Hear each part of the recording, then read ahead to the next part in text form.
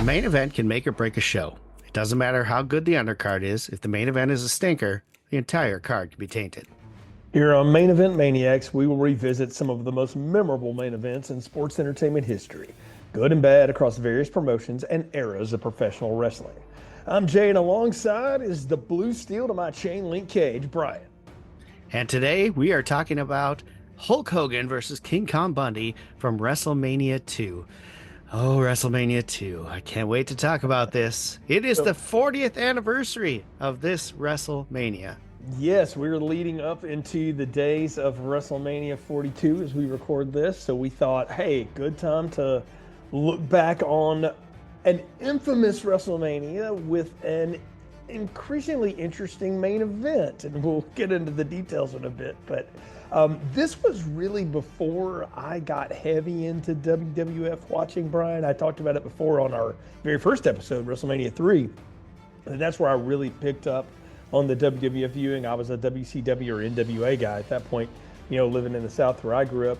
But I was aware of this, had heard about it. I knew Mr. T was involved in some way. He was a big Rocky 3 fan, so we'll talk about all those things. But it was years later when I saw the full card. I think I saw pieces of the main event here and heard about some of the other things. But it was when the video cassette world took over and you could rent all the WrestleManias and stuff. I started doing that kind of thing and watched it, but it's been a long time since I revisited this entire card for WrestleMania 2. This is where I started watching wrestling. This is the WrestleMania that I started watching wrestling. When I was a kid, I had a babysitter who was a big time wrestling fan, and she always brought over just a stack of VHS tapes that had WWF, it had AWA, it even had some WCCW on there. So, I mean, this main event right here was the first thing I ever saw of Hulk Hogan. Actually, I should take that back. The Saturday Night's main event that led up to this was the first thing I saw of Hulk Hogan. And so this is what really made me become a big wrestling fan, was this WrestleMania. And then, of course, some other feuds with the Bulldogs, the Dream Team, and then in AWA, I was really big into the Midnight Rockers, who then became the Rockers, Shawn Michaels, Marty Jannetty. Back in the AWA, they were so much better. But this is the WrestleMania. This is my first taste of WWF, and I was hooked from then on. Yeah, I think I remember that Saturday night's main event too. I was watching that at this point. So that was that and the Superstar show, if that was a thing at the time, was really my exposure to WWF. But I was more of an NWA, WCW guy at that point. And we didn't do the pay-per-views and stuff at this point in life. And so to see this would have been something that I would have had to have seen from somebody else or whatever. And like I said, I saw highlights of it. I heard about it the more I got into wrestling over the next year in particular, but I did eventually watch all of this one. But I think it's cool. This is your origin story with watching. This match made me a huge Hulk Hogan fan. I mean, I was 8 years old, I think, at the time when this came out. So I mean, I was a young, inspiring kid who got hooked on professional wrestling from a babysitter, and she had a sister, Molly. Her name was Holly. So we rotated between the two of them as babysitters. So every time my mom would say Molly's coming over, I'd be like, oh man. But every time she said Holly's coming over, I was like, yeah, because we knew we were going to get the wrestling tapes to watch. I just think it's awesome you have babysitters named Molly Holly. Basically, I know it's pretty funny. That works out well. No, well, Brian, go ahead and get us ready for this one, because this is way back in the day before you had all the exposure on wrestling that we have now.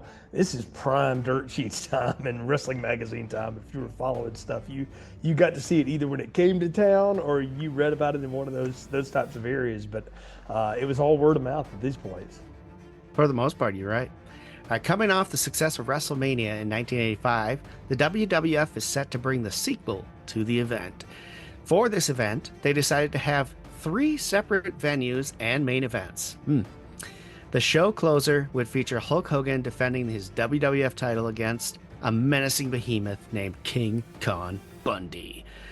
At this point, Hulk Hogan had been champion for a little over 2 years and faced down many opponents. He is also involved in a feud with Bobby the Brain Heenan's The Heenan family, battling Big John Studd, Playboy Buddy Rose, Adrian Adonis, and many others.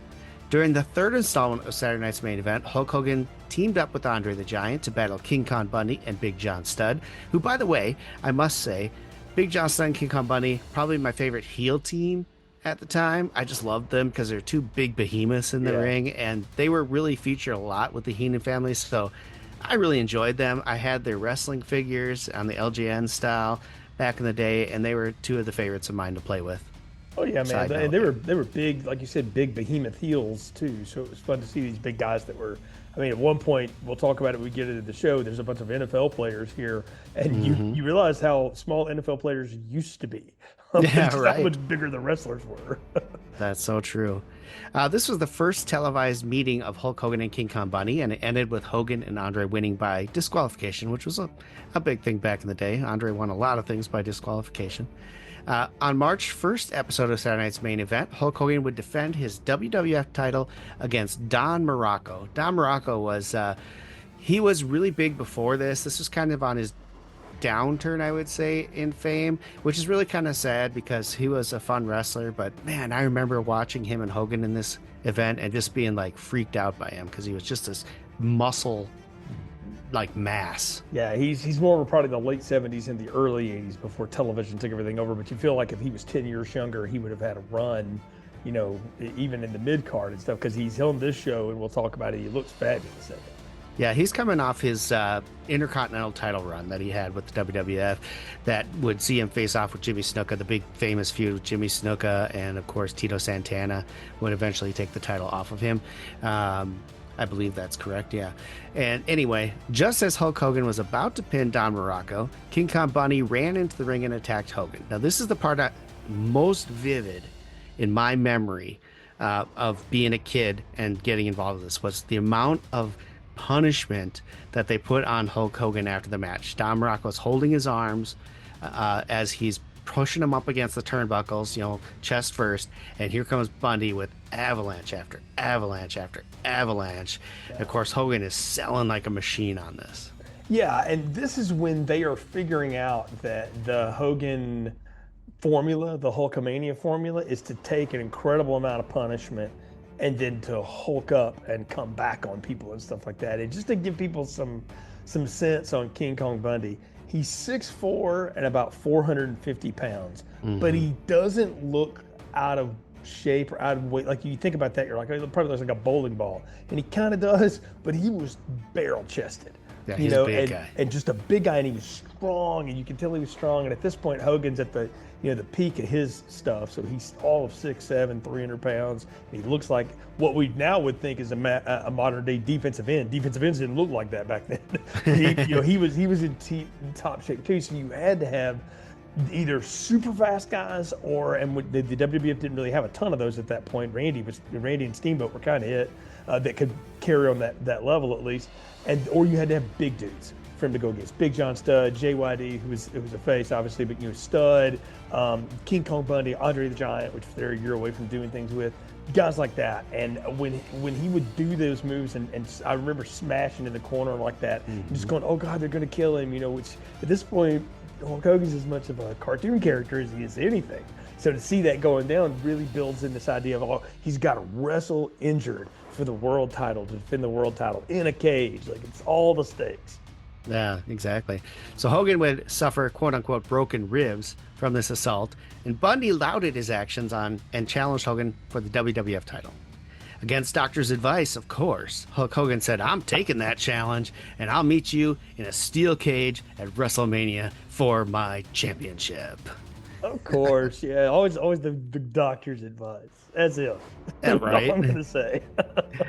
It's amazing to see how quickly this match was put together, especially thinking about how long they build up things. Now, maybe it's because I was a kid, but I always thought the Andre the Giant story that would happen in the next year took a long time, but it really didn't.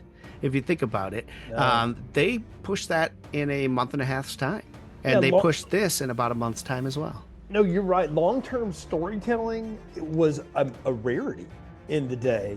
and is more of something we see nowadays, or we expect people to have nowadays, to have these months or years push, to get to the stuff. When back in the day, man, it would come together pretty quick. Like if you could go back and start to see okay, this is how they're going to get to Randy and Hogan, or this is how they're going to get to Warrior Hogan and stuff during this era and stuff. But you didn't pick up on it as quick maybe as we do now. And I think part of that, Brian, is how we consumed wrestling. Again, there were 2 or 3 publications. If you did the dirt sheets, you had access to that, but that was an actual printed thing at the time you had to subscribe to, or you watched those like recapping shows that they would do, and you just had to keep up with it like that.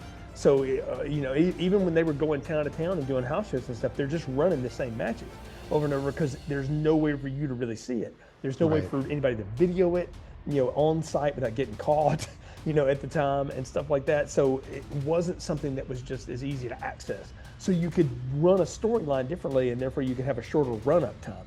And what a great way to put over both products is the Saturday Night's Main Event thing. Dick Ebersol and Vince McMahon cooked that up, from NBC, and it was starting to really catch on. So how do we keep that going? We've got to give it interesting every time. So we'll make that interesting with the title match. We'll get the champion hurt going into the biggest event of the year, and it's going to be so big. We got 3 friggin' venues, and all that stuff. So it's a whale of a build, and it's fun to think about in this time that they didn't spend all these, months and years building into a big main event.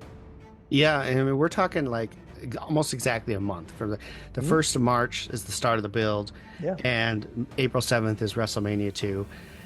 And in between that time, you had no other Saturday Night Main Event that happened. Everything was built on Superstars and Challenge, right? Yeah. The two series that they would play on.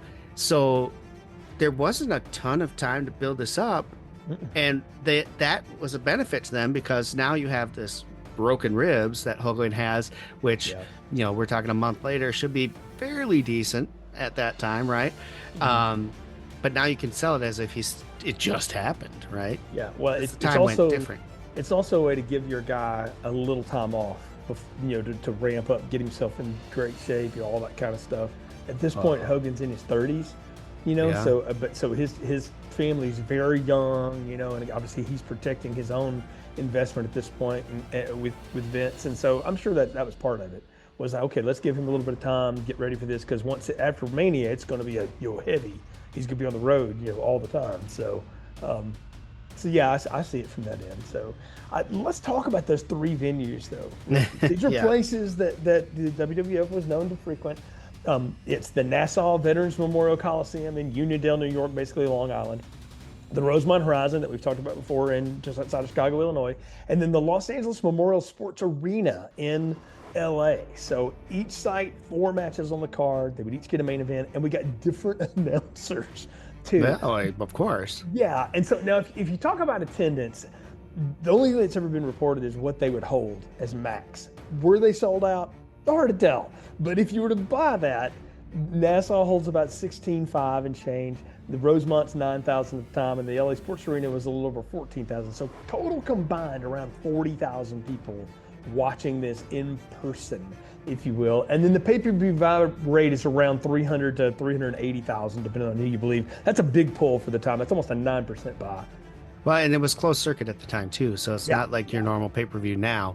Everything was closed circuit, so you had to literally go to a theater or somewhere that was showing it to watch. Yeah. So that's pretty impressive in its own right, that you got 300,000 people to buy a ticket to see this. Yeah, exactly. Because it would be the next year when they figured out how to do that through the cable companies. Yep, cable pay-per-view was just starting on. Yeah, it was more of a boxing thing than it was a wrestling thing, and selling them on the idea that wrestling could sell like that for the carriage fees was, a whole other thing in sports business. But we talk about those 3 arenas.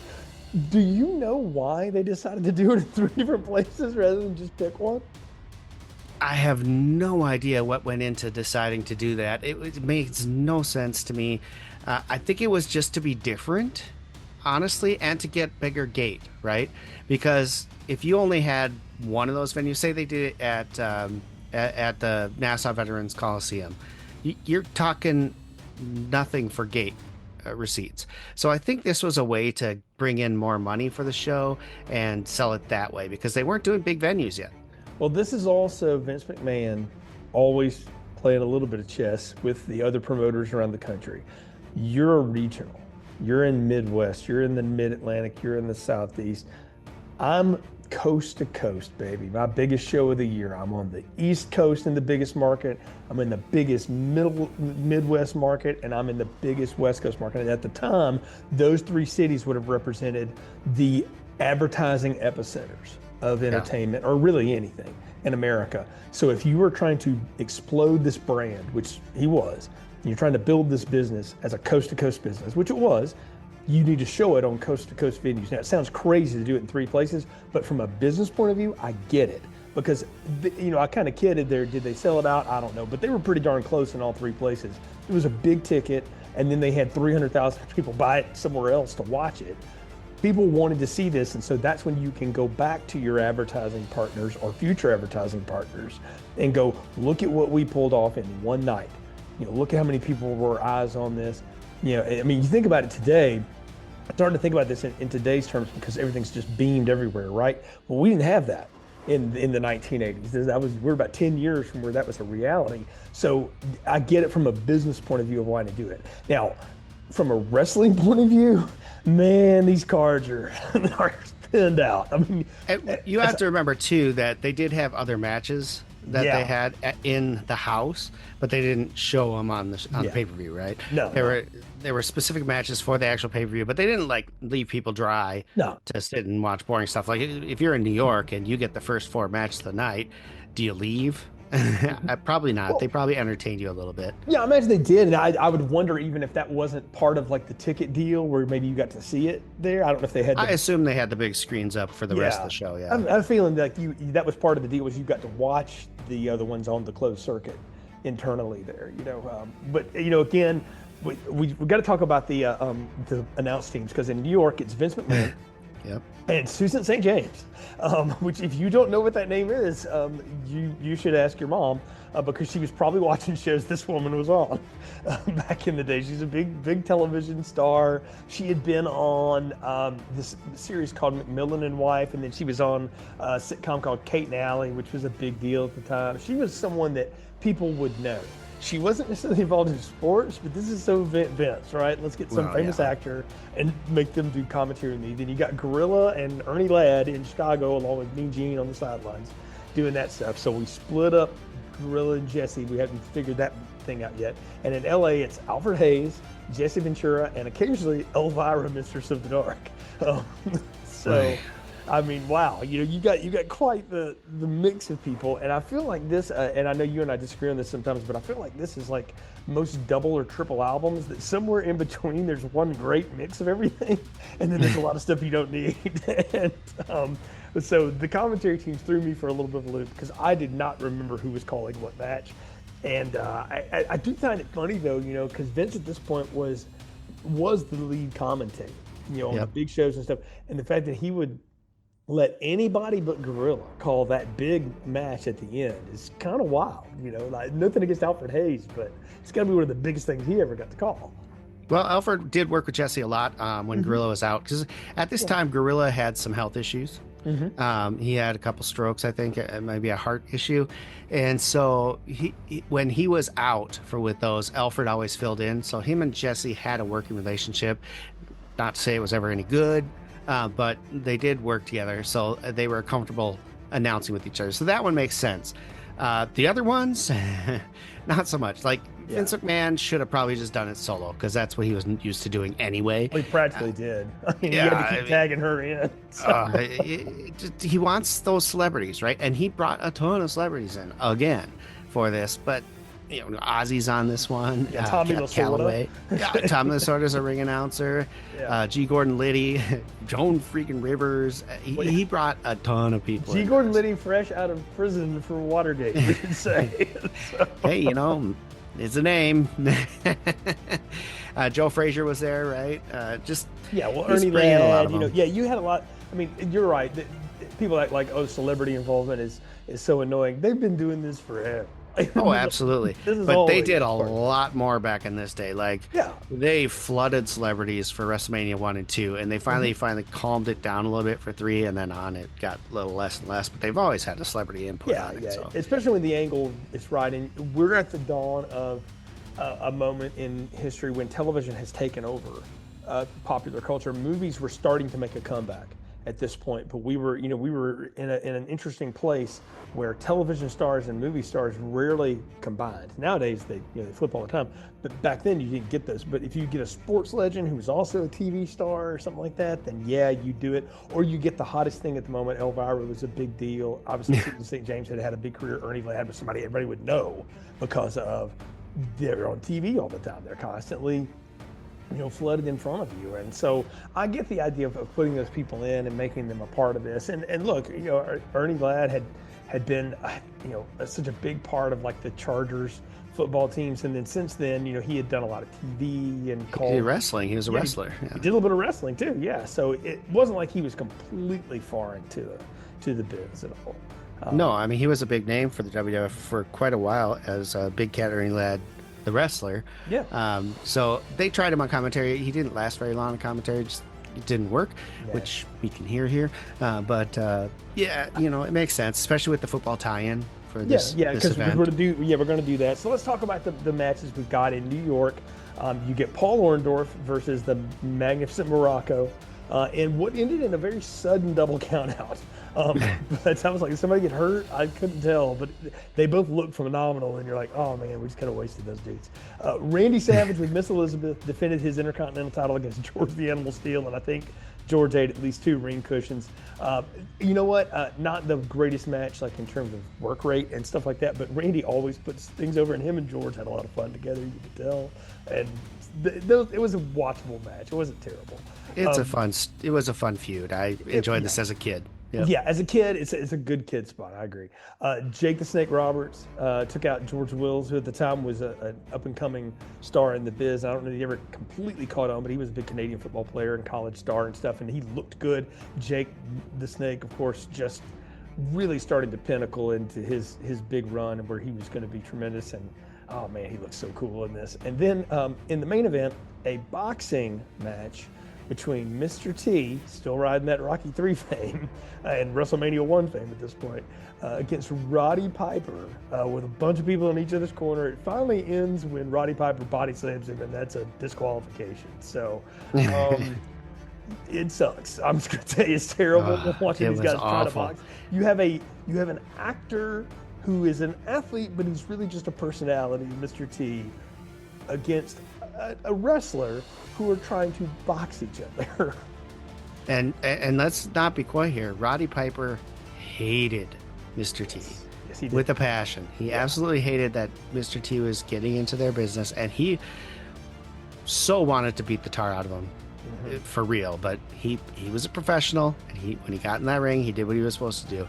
But I can tell you right now, he laid some of them belts into him pretty good, I bet. Yeah. Oh yeah. Some of them hits were real, you can tell. So there's some good shoot in that, but not a grand card on that side. Really, Randy's kind of the thing that does it. Jake Roberts is fun, but it doesn't last very long. In Chicago, you had the fabulous Moolah, who's anything but fabulous, beat Velvet McIntyre in about 1.5 minutes for the WWF Women's title. I'm just going to move on past that. Corporal Kirshner beat Nikolai Volkov in a flag match, which is sort of like a 4 corners match, but with we're playing up the Americans versus the commies at this point. Rocky hasn't defeated communism yet, so I think that was later this summer. But then Andre the Giant won the WWF versus NFL Battle Royal, where we got a bunch of big NFL guys, and at the time, these were like the defensive mega stars. There were only a few Refrigerator Perrys out there in the world. Most guys didn't look and weigh like they do today. Like you think about NFL players, they were big dudes, but next to like John Studd and even Bret Hart and Andre the Giant, they looked tiny. And even the Refrigerator looked kind of he small. didn't look that big next to those dudes. Yeah. But Vince has always had a thing with football players in the NFL, and that's partially the NBC influence at the time. And it's cool to see Andre when he wins by throwing Bret Hart over the last time, which is kind of fun to see a younger Bret in there. And then in the main event in Chicago, the British Bulldogs, Davey Boy Smith and the Dynamite Kid take the tag team titles off the Dream Team, Brutus Beefcake and Greg the Hammer Valentine. I had forgotten the Dream Team was a thing. Oh man, these guys had such a great feud, and I loved the Dream Team as a kid because I watched all of their matches the Bulldogs versus the Dream Team, and that was my introduction to WWF Tag Team Wrestling, was those two teams fighting each other back and forth. And it was a fantastic feud. And I love this one. They had a great steel cage match, I think, later against each other. And my biggest memory of this feud was when Greg the Hammer Valentine gets hit and falls and lands right on top of one of the Bulldogs for the win. Just fantastic stuff. They told good stories. I liked the Bulldogs too. I thought they were a lot of fun. Thinking about it, they may have been my introduction to WWF tag teams. Because you're where I came from, man. I had the Midnight Express, I had the Rock and Roll Express, I had the Road Warriors. I had tag teams, man, in the NWA, WCW. So it was fun to see that here. By far the best match in Chicago, not even close. Oh, easy. I mean, but look at the times on these matches. 1:25, 2 minutes and 5 seconds. A battle royal that went under 10 minutes. I mean, come on. Yeah. They weren't doing a lot here. So there's a lot of, that's what I'm saying. There's a lot of inner time where we're talking with the announced teams for going back. We're just filling in a lot of dead time here. Before we go to Los Angeles, so we get Ricky Steamboat carrying Hercules Hernandez till he finally beats him with a great crossbody. Ricky Steamboat just looking amazing as always. Nothing against Hurt, but come on. Ricky was amazing. Adrian Adonis defeating Uncle Elmer. Gimmick, throwaway. And then you got the Funk brothers, Terry and Hoss, beating Tito Santana and the Junkyard Dog in a tag match before we finally get to that main event. It's always fun to hear Jesse Ventura do his riffing against the face guys. Maybe no one more so than Tito Santana. I mean, he slurred that poor man to death. I understand they got along fine. It was just part of the gig. But it's fun to hear Jesse having fun doing this still at the time. And like you said, he did things with Alfred Hayes a lot, and they had good chemistry. That was, to me, like the Los Angeles team was the ones where they were definitely the most polished. They had one kind of dump match in there with the Adrian Adonis spot, but otherwise everything on that card is really solid. Yeah. Do you know why they called Dory Funk Jr. Hoss in the WWF? Vince thing. Yeah. Yeah, must have been. That just seems really weird. Like probably, he had a very well-established name. Probably didn't think Dory would sell nationally like that, or it could have been one of those, like I'm trying to differentiate from when he was in WCCW or whatever, Yeah. So. I don't know. It just seems like odd that he's a very well-established name in wrestling, and you're going to call him Hoss. I mean, it's mostly just the Funk brothers doing their thing, and they're a lot of fun. They're as crazy as you think they are. Yeah. But that gets us up to this main event, man, and they do a heck of a job packaging that up, even for 1986 standards. I was impressed with the video package lead up. Oh yeah, the retail and everything. It's phenomenal. And God, I mean, I remember watching the episodes that all that stuff was coming off of, and just the build-up was great. And I forgot Elvira was on this, and I've seen this match probably 50 times in my life, and I totally forgot she was on it. I was like listening to her commentary going, really? Yeah. The whole time. Sandra Peterson's good at some things, and this ain't one of them. Yeah, that's for sure. That's for sure. Yeah, I think the funniest thing for me is that Hulk Hogan has broken ribs and his belly's taped. Yeah. And that's not where the ribs are. But it's just it's all very low. It's hit your chest, but that look to the common most people you wouldn't know. So I know. Yeah, it's just part of the This just made me laugh. It is funny to watch him. He comes in and he's gets the top of the cage, and one thing we didn't talk about when everybody's coming to the ring, I noticed how many times they screwed up the music cues for people that had entrance music, for people that didn't. Like, they would announce Randy Savage, he'd be halfway down the aisle, and then here comes Pomp and Circumstance. So they couldn't get the tape, right? And then I thought Hogan, I was like, is this pre-Real American? But then it kicked in. No. But he gets on top of the cage and he rips the shirt, and I'm like, I've had broken ribs.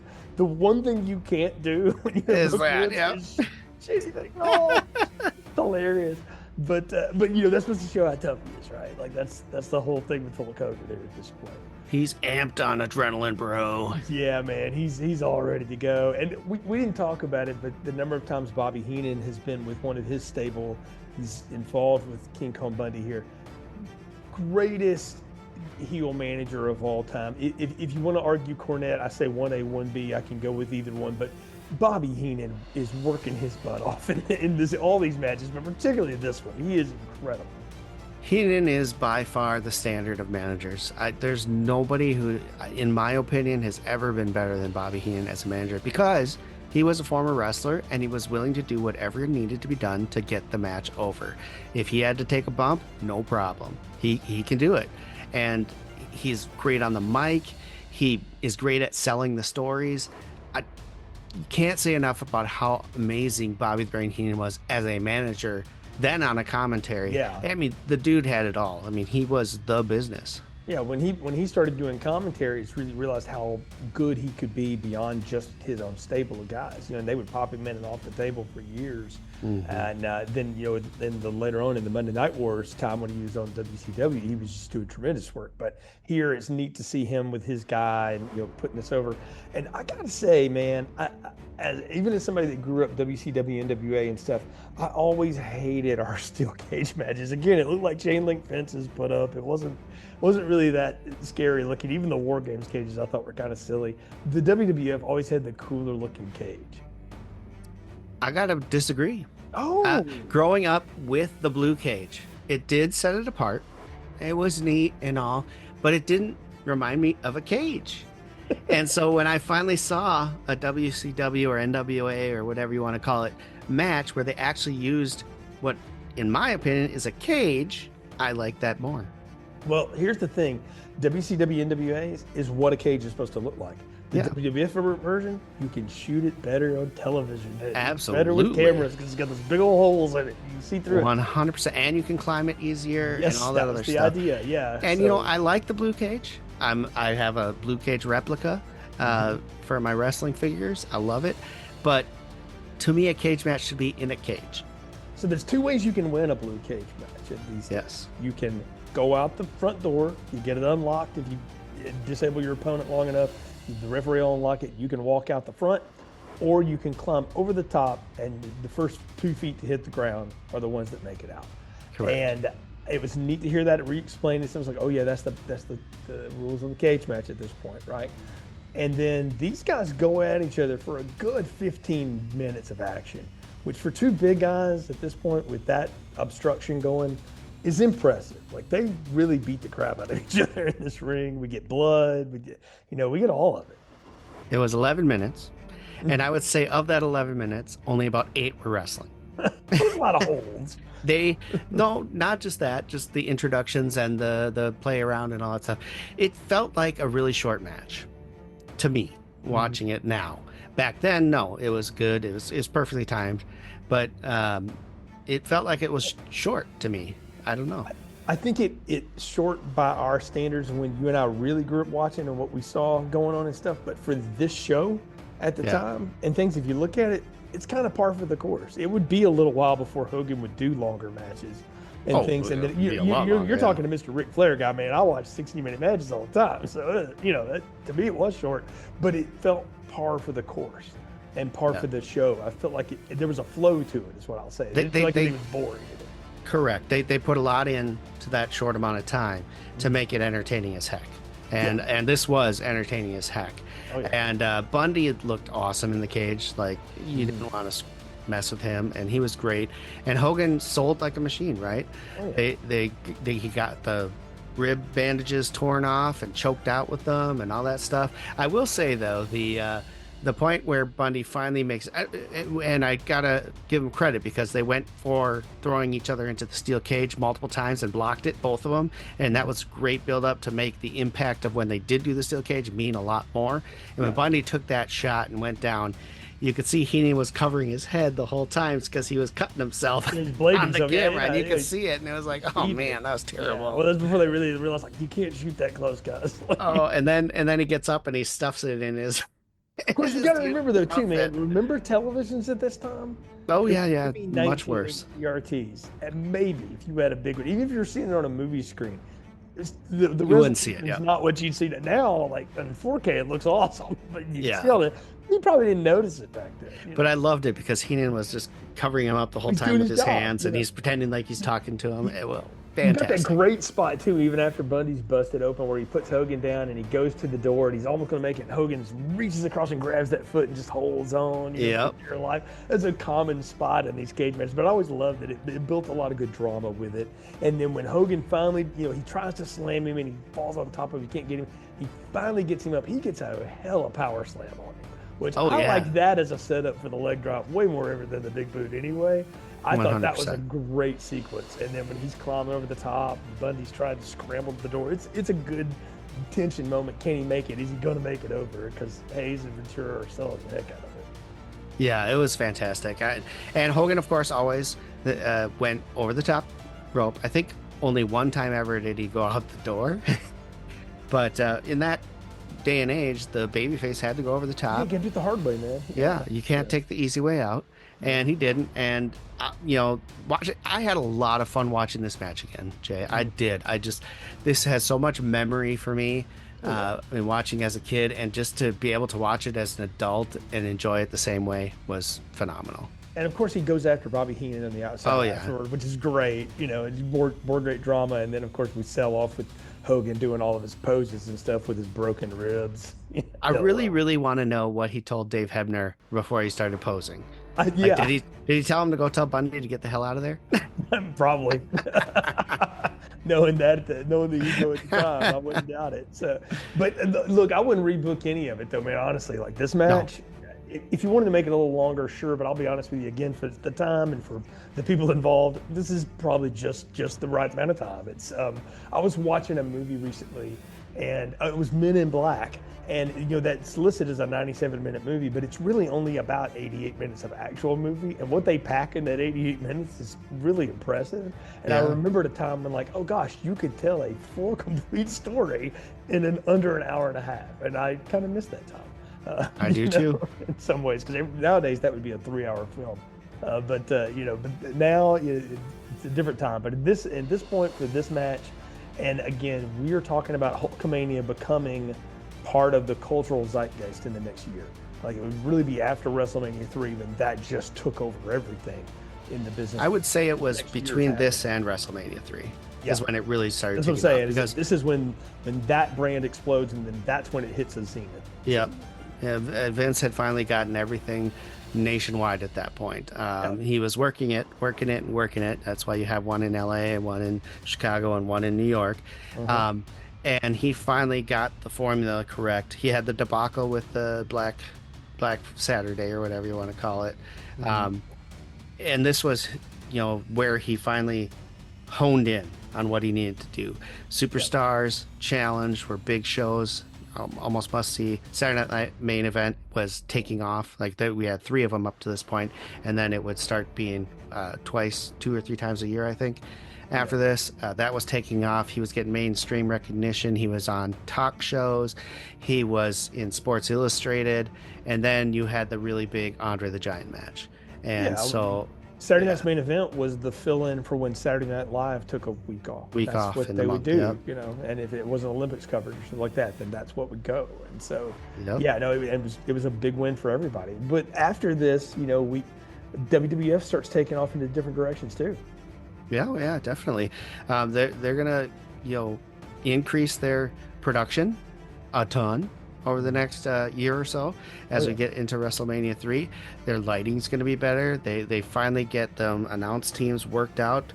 Vince is going to take a little back aside there for other teams to call things and kind of be more of a host than he is a commentator. And they're building massive stars at this point, and people are getting really, really into the WWF at this point, which was a huge gamble for Vince, and it finally is paying off. And so, they're definitely going to go different routes, and Hulk Hogan's got another couple years before his run is going to come dry. Yeah, and he's got stars all over the card. Randy Savage is going to continue his thing with Steel. He's going to feud with Hogan, but not beat him at this point. He'll come back around on that. Yeah. But he's so good in that space, and then all the other guys moving on. Like we talked about, the Bulldogs are going to keep feuding with the Dream Team, and that'll culminate in a Saturday Night's Main Event. A big 2 out of 3 falls match, which for a tag team is a big deal. to getting something like that. You get that Andre the Giant's going to take a little time off to do Princess Bride before he puts Hogan over ultimately, as we know, and having some real fun with that. And then, like you say, Hogan is going to be massive. I mean, from a pay-per-view purchasing standpoint, they think they pulled in about $5 million, which is nuts. Yeah, in 1986. I mean, that is crazy. And let's not forget that Vince McMahon bought this wrestling federation from his father for $1 million. Yeah, yeah. $1 million.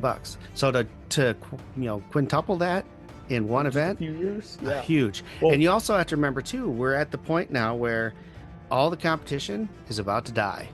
Like they're holding on right now, but you're going to see the demise of all those territories over the next year, and you're going to see all that talent. Ted DiBiase is going to come in. Jim Duggan's going to come in. These are mainstays in the South that are now coming up to work with Vince. Butch Reed's going to come in. Like, all these stars that were part of those territories are now coming to work for Vince, and that's all going to culminate between 86 and 87. Yeah, and the WCW NWA is going to struggle mightily for a little bit, but us standard bearers will hang in there. But yeah, everything was starting to pull apart. Like you say, the territories were dying, because if anything WrestleMania 2 proved was if you've got the right thing, it can make any event work. And one neat footnote that I read that I thought was great was Vince sold reruns of this to Showtime to run in July and August, long after the storylines had changed, because again, nobody would know. So people were still watching this thing, and this is before videotape sell-through became a thing. That would not be until 1990, because Batman the movie is the one that really paved the way for that. You could rent them. Rental market was coming up, but everything else, not so much in terms of owning those things. So yeah, this was a launching point for a lot of stuff.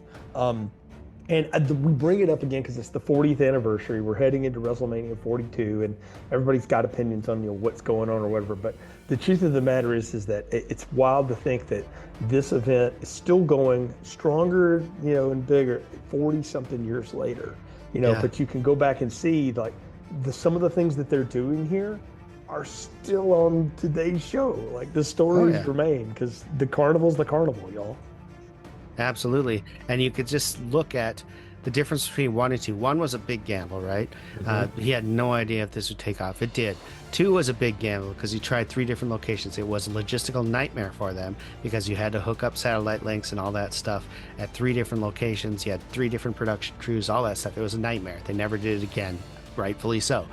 But by 3, everything is clicking into place now. They have the well-oiled machine. They sold out a massive dome for this, and that's when the WWF became the brand in this business, is by the time WrestleMania 3 comes around. So just watching that evolution of the first 3 WrestleManias, I think, is a phenomenal and fascinating insight into the business. Oh, 100%. And it's fun to go back and revisit it here as part of our ongoing series on Main Event Maniacs. So that brings us to our final bell and closing up the show here, Brian. Overall, not a ton to remember off of this. There's 2 or 3 really good matches. I would say, if you're going to watch anything, if you want to pick and choose, the main event obviously must see. But I would say watch that Randy Savage, George the Animal Steel match, and then watch that tag team title match. Those would be ones I would definitely say you need to see. Yeah, and I think those are the 3 that stood out to me even as a kid as the matches that I remember the most. Jake the Snake, George Wells. This is the one where he foams out of the mouth after he puts the snake on him. Yeah. That stuck with me, obviously. Yeah. Other than that, not a whole lot you can watch. You can watch the Ricky Steamboat match. It's not a bad match either. But most of these are just really short, quick, to the point. Skip the Roddy Piper, Mr. T boxing match. It's just not entertaining in the least, and just it's watch that long. Royal Rumble thing, though. Oh, the Battle Royale is fun. Yeah. Just to see the difference in what passed for big NFL players versus wrestlers at the time. And watch Bret Hart destroy the trophy. Yes, absolutely. It's really fun. Yeah, a lot of fun stuff. But no, a total fun one, and a lot of fun watching this again and talking about it with you. So you will find this show on this very feed from time to time, the Juice Box. Feel free to connect with Juice himself on X at Juicy Steen, or Instagram, Juicy Wrestling Closet. Subscribe to the YouTube page, wherever you find podcasts, Apple, Spotify, Amazon, all those places. go ahead and leave a positive review to share the show on your socials. We appreciate the support, appreciate Juice once again giving us the format and the platform here to talk about some of our favorite main events. And if you want to follow me on X, you can. I'm at Brian Thomas 878. I'd love to hear your thoughts on the episode and suggestions for future episodes. Is there a main event you'd like to see us cover? Let us know. Absolutely. So until next time, for Brian, I'm Jay. This has been your main event.